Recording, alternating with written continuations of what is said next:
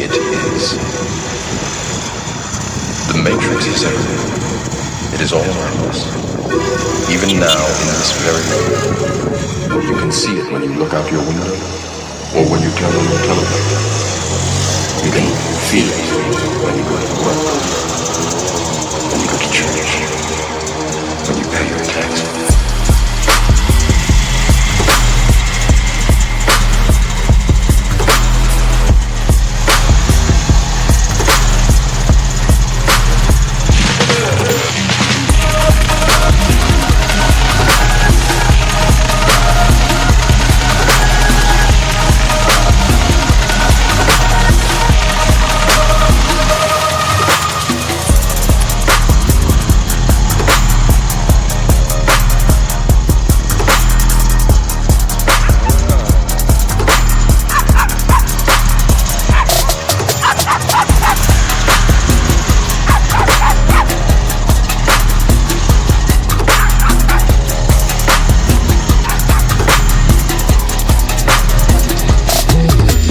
It is the world that has been pulled over your eyes to blind you from the truth